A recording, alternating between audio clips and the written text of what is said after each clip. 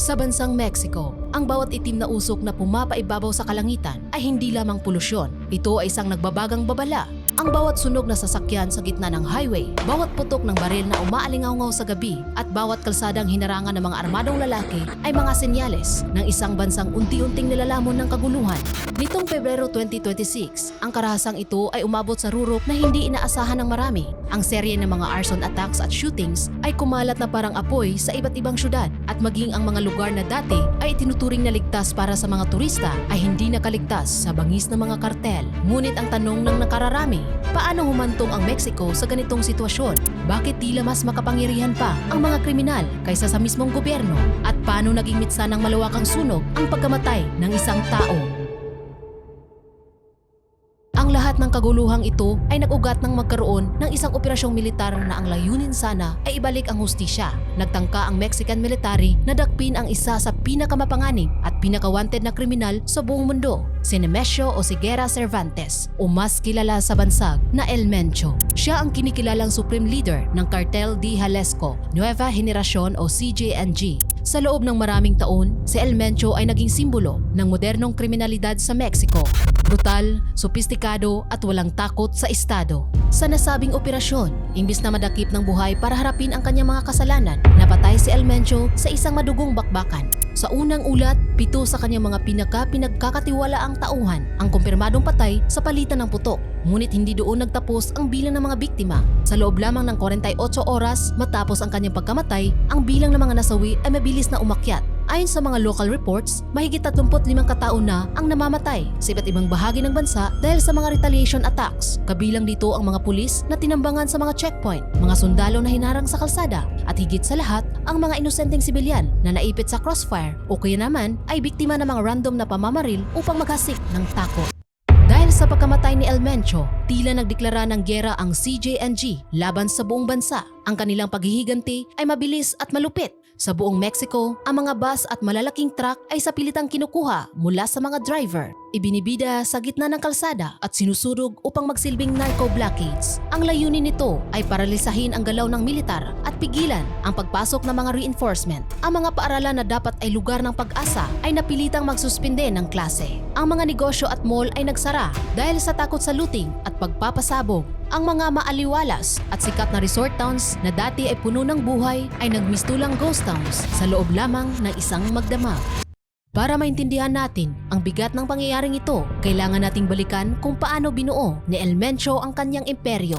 Si Nemesio o si Guerra Cervantes ay hindi pinanganak na mayaman. Lumaki siya sa hirap sa Michoacan at dumanas ng buhay magsasaka bago naging drug trafficker. Noong dekada 80, pumasok siya ng iligal sa Amerika at nahuli pa dahil sa pagbebenta ng heroin. Ngunit pagkatapos makulong at madeport pabalik ng Mexico, ginamit niya ang kanyang karanasan upang bumuo ng sariling pangkat. Ang CJNG ay lumabas mula sa abo ng mga dating naglalaban ng kartel. Hindi sila nagsimula bilang malaking grupo, ngunit dahil sa kanilang kakaibang bagsik, mabilis nilang nilamon ang maliliit na gang hanggang sa maging isa silang dambuhalang paramilitary organization.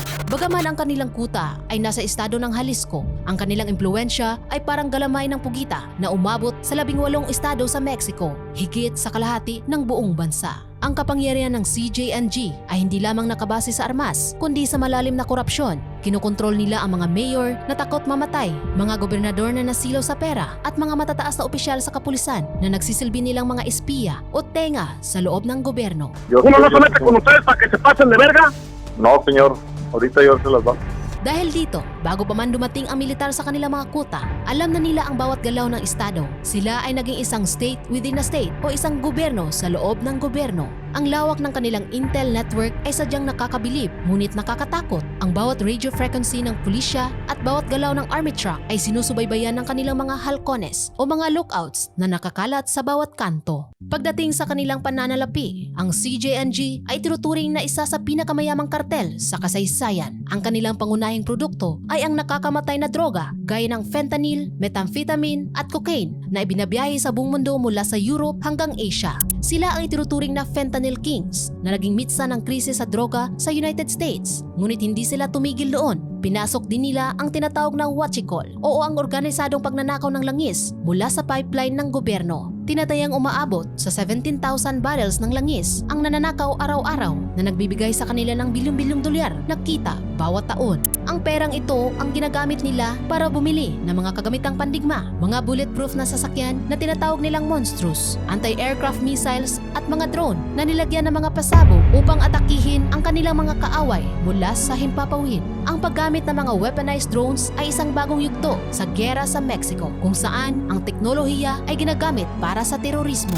Noong 2015, ipinakita ng CJNG sa buong mundo ang kanilang kapasidad nang pabagsakin nila ang isang military helicopter ng Mexico gamit ang isang RPG. 6 na sundalo ang namatay sa insidenteng iyon. Ito ang naging hudyat na ang CJNG ay hindi na lamang isang ordinaryong gang. Sila ay isang nanghukbong militar na handang makipagsabayan sa lakas ng gobyerno. Ginagamit din nila ang madugong pilosopiya na plata o plomo na ang ibig sabihin ay pilak o bala.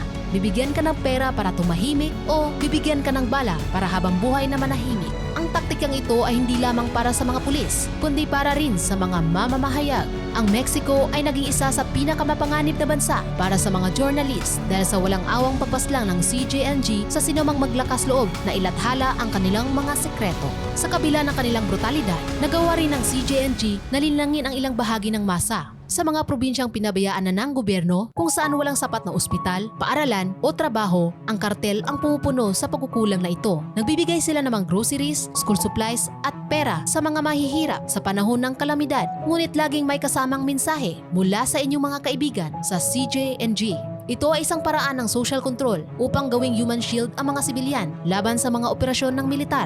Ang ganitong uri ng narco-philanthropy ay lumilikha ng isang huwad na katapatan mula sa mga mamamayan na siyang nagpapahirap sa gobyerno na makuha ang tiwala ng publiko.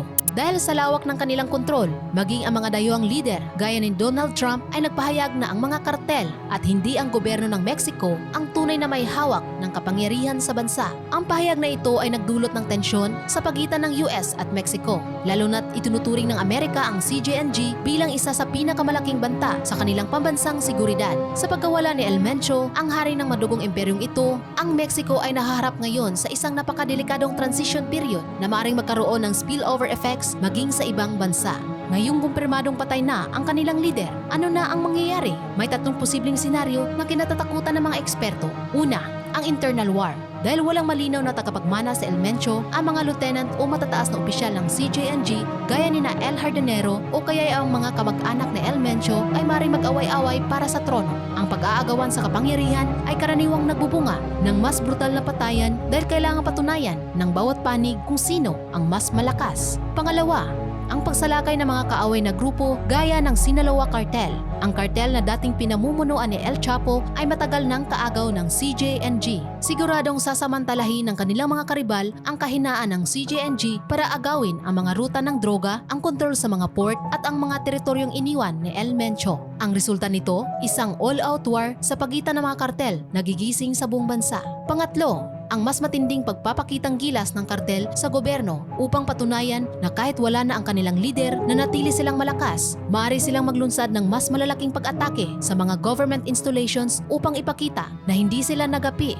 Ang pagkamatay ni El Mencho ay isang malaking tagumpay para sa hustisya. Ngunit ito rin ay parang pagputol sa ulo ng isang hydra. Sa bawat isang ulong mawala, maaring may tumubong dalawa na mas matindi at mas gutom sa kapangyarihan.